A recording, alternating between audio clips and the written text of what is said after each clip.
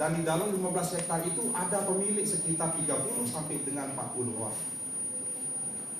Ini yang akan kita rancang sehingga garam itu dari air laut yang sudah diolah baru bisa kualitasnya bagus.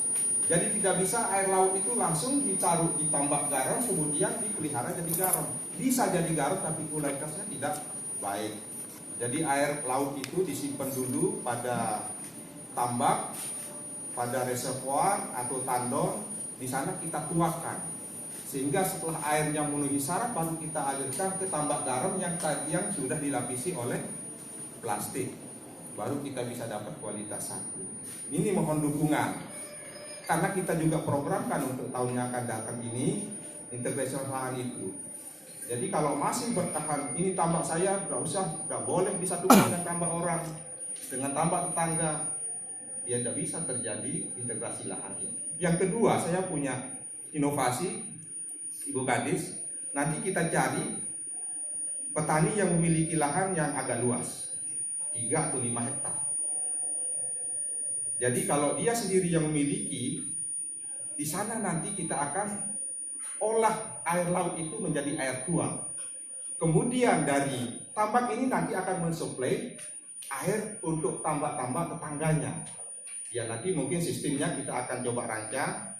Ya sekali pakai instalasi, mungkin sistemnya beli air nanti, tapi air yang sudah berkualitas. Sehingga 1 orang atau 2 orang atau 3 orang yang kita ingin satukan tambaknya untuk membuat tandon itu, untuk memproses air laut menjadi air tuang, sehingga tambak di sekitarnya itu nanti bisa disuplai dari sini. Ini yang kita akan lakukan untuk tahun 2020, Pak Gubernur. Di samping dari APBD Provinsi akan. Bentar, ini supaya jangan ini. Bentar Pak, saya potong bentar. Jadi ini teman-teman ya. Kita juga jangan seakan-akan Pemda, Kabupaten, sama Provinsi ini bisa melakukan banyak hal mengintervensi industri. Itu penting dulu. Dan supaya jangan teman-teman menggeliatkan harapan seakan-akan Gubernur sama Bupati bisa nentuin harga garam. Nah, itu yang paling penting. Jadi tugas kami adalah pelayan Bapak-Bapak Ibu semua untuk berbicara sama industri. Itu harapan Bapak Ibu apa yang bisa kami lakukan, yang bisa kami bantu. Jadi bukan kami yang menentukan. Jadi jangan sampai teman-teman seakan-akan ini masalahnya pokoknya Gubernur harus begini, Bupati harus garam gini, bukan begitu. Nah sekarang berarti kan masalah yang saya baca dari teman-teman ini karena saya wajahnya pegang-pegang senyumnya dulu. Jadi jangan. Jadi maksud saya ini kita nggak ada sama industri itu benar-benar kalau mereka nggak mau ya nggak bisa.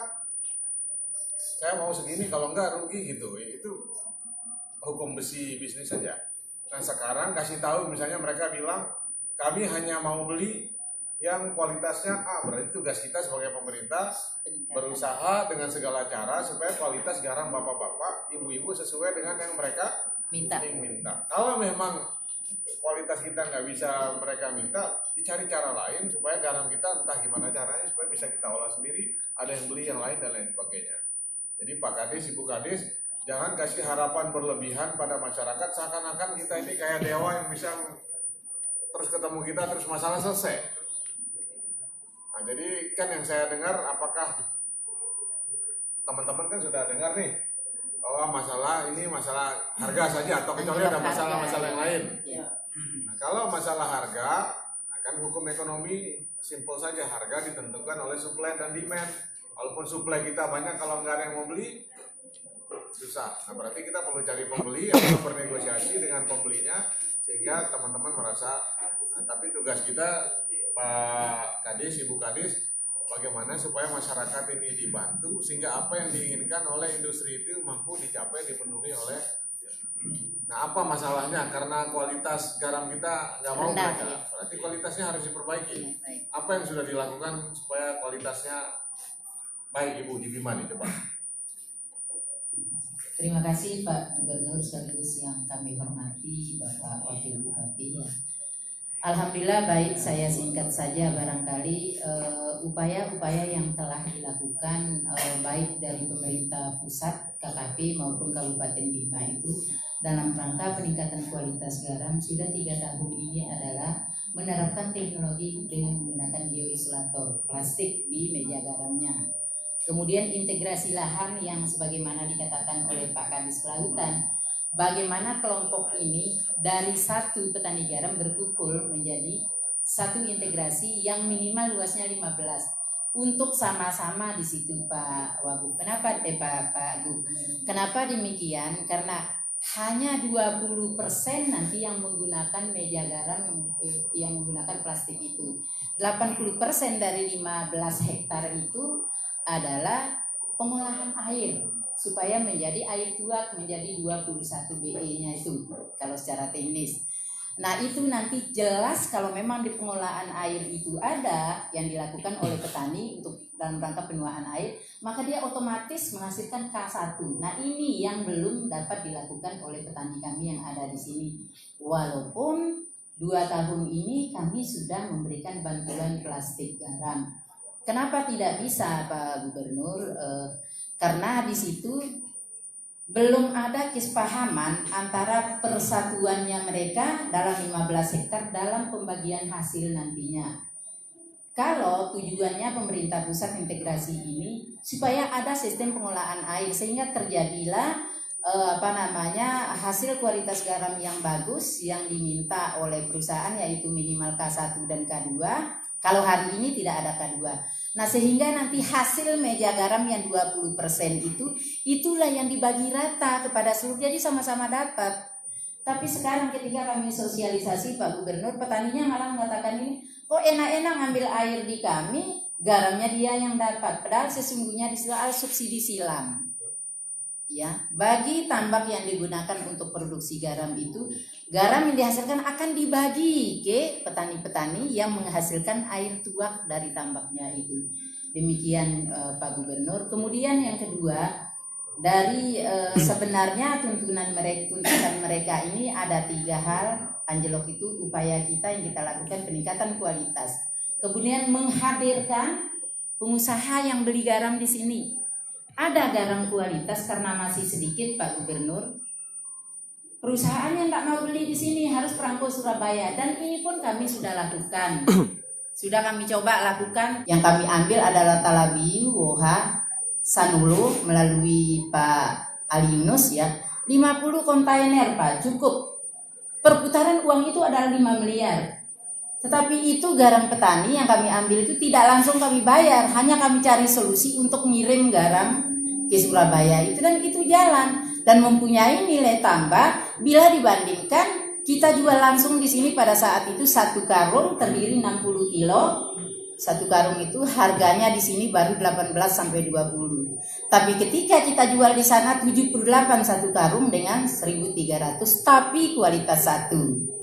Sehingga ada nilai tambahnya 78 dikurang 42 biaya perangko sana, berarti kan masih ada 28 harganya yang kita terima.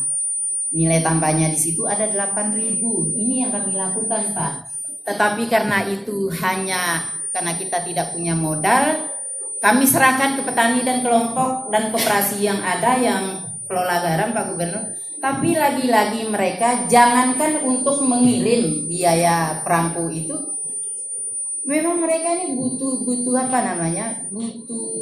pembeli garam di sini karena tidak punya modal untuk ngirim. Nah ini kedua persoalan itu. Ini mungkin beberapa hal yang dapat kami sampaikan Pak Gubernur, upaya yang telah kami lakukan dalam mengatasi itu. Nah kemudian sebagai informasi, hari ini kami berkoordinasi dengan PT Garam yang kami kerjasama kuota pembeli garam dari K1 dan K2 itu. K1 hari ini hanya Rp700. Padahal pada saat 1.300 kemarin 1 kilo Pak Gubernur, masih banyak petani kami yang mau kirim, tunggu bagus harganya. Nah sekarang malah turun anjlok 700 K1 Pak kondisi saat ini. Dan harga K2 untuk perusahaan itu belum ada informasi, masih disuruh kita nunggu 1-2 hari. Kalau 700 per kilo kali 60 kilo berapa itu? 42. Kalau harus kita kirim ke Surabaya, maka Pak hanya harga 1.000. Masih untung kita jual di sini. Kalau ada yang beli 5.000 per kilo. Kebutuhan ekonomi kerakyatan itu ditopang oleh garam, khusus kami masyarakat pesisir ini, seperti desa pesisir ini. Dari tahun 2016 harga garam 200.000. Menuju 2017 ke 2018 sampai 2019 mengalami penurunan sampai Rp5.000. Dari Rp2.000, dari Rp200.000 ke Rp5.000. 2016 kita bisa merasakan perubahan ekonomi masyarakat.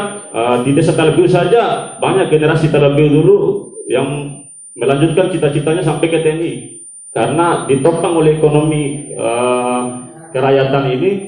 Makanya kami sangat bersyukur untuk 2016 ini.